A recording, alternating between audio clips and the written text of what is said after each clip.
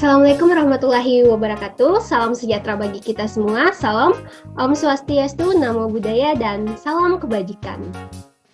Halo Kakang Teteh, kembali lagi dengan saya Nurhani Alham, salah satu peserta Latsar CPNS Angkatan 17 berasal dari Universitas Mula Warman. Ini adalah jurnal harian saya yang bertema pelayanan publik. Kita masuk ke definisi pelayanan publik. Di sini ada menurut Departemen Dalam Negeri menyebutkan bahwa pelayanan publik adalah suatu proses bantuan kepada orang lain dengan cara-cara tertentu yang memerlukan kepekaan dan hubungan interpersonal tercipta dari kepuasan dan keberhasilan. Kemudian setiap pelayanan itu akan menghasilkan produk baik berupa barang dan jasa. Nah, menurut Undang-Undang Nomor 25 Tahun 2009, pelayanan publik itu adalah rangkaian kegiatan dalam rangka pemenuhan kebutuhan pelayanan sesuai dengan peraturan perundang-undangan bagi setiap warga negara dan penduduk atas barang dan jasa dan atau pelayanan administratif yang disediakan oleh penyelenggara pelayanan publik. Wow, cukup jelas sekali ya pelayanan publik ini seperti apa. Lanjut ke 3 unsur pelayanan publik. Yang pertama pastinya ada namanya organisasi penyelenggara pelayanan publik. Jadi siapa yang akan mengadakan pelayanan publik ini? Kemudian yang kedua adalah layanan, penerima layanan atau pelanggan, yaitu orang atau customer atau masyarakat di sini. Yang ketiga adalah hasil kepuasan yang diberikan atau diterima oleh si penerima layanan atau customer atau masyarakat. Jadi 3 unsur pelayanan publik ini pasti organisasi penyelenggaranya, kedua yang menerima layanan, customer atau masyarakat, yang ketiga hasil dari pelayanannya itu seperti apa kepuasannya yang diberikan. Kemudian masuk ke prinsip-prinsip pelayanan publik.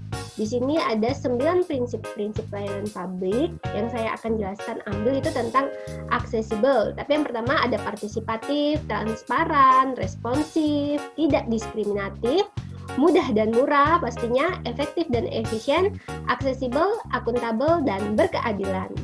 Aksesibel di sini adalah pelayanan publik yang diselenggarakan oleh pemerintah itu harus dapat dijangkau oleh warga negara. Maksudnya di sini dari arti lokasinya itu dekat, terjangkau dengan berbagai transportasi, kemudian mudah dilihat, tidak ada dan tiada ya.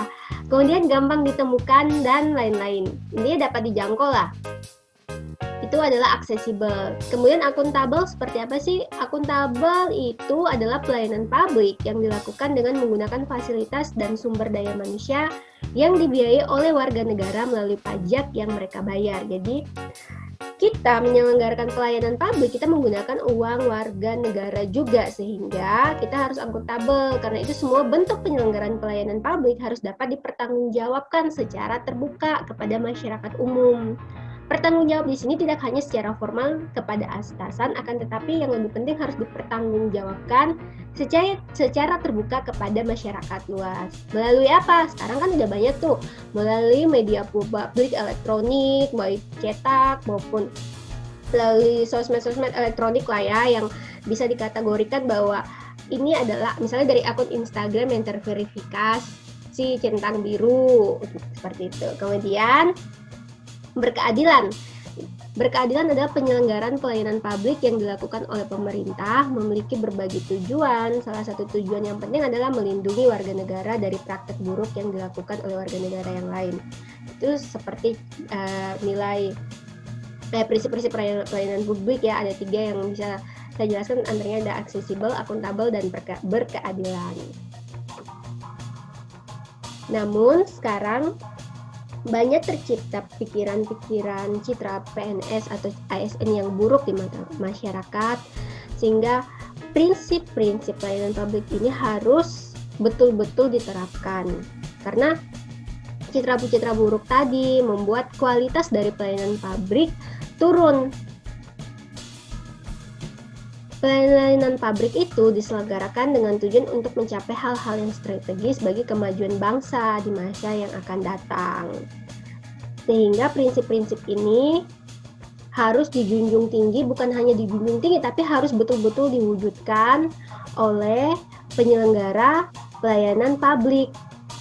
Namun, prinsip-prinsip dasar dan prinsip-prinsip pelayanan publik yang baik tersebut tentu tidak akan mudah dapat dilaksanakan tanpa didukung oleh perubahan mindsetnya seorang PNS atau ASN terhadap cara kerja birokrasi yang selama ini menjadi momok atau menjadi citra buruk di mata masyarakat.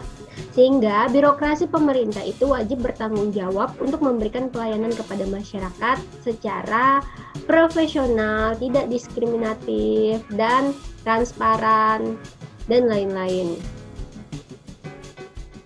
Kemudian kita lanjut ke refleksi materi dan rancangan aksi. Untuk refleksi materi dan rancangan aksi saya sebagai seorang ASN ke depannya, saya harus dapat mewujudkan pelayanan publik dengan berdasarkan prinsip-prinsip dasar tadi. Kenapa? Karena sekarang ini banyak kejadian dalam melayani publik itu si pelayan publik ini, ASN atau aparatur ini bukannya melayani tapi dia yang dilayani oleh masyarakat. Nah, itu yang sangat tidak baik dan menurut saya itu buruk. Paradigma seperti itu harus dihilangkan karena bukan kita yang dilayani tapi kitalah yang melayani mereka dengan segenap jiwa raga kita sesuai dengan norma-norma, undang-undang dasar, kode etik. Mungkin cukup sekian jurnal harian saya tentang pelayanan publik. Hatur nuhun Kakang Teteh. Terima kasih. Assalamualaikum warahmatullahi wabarakatuh.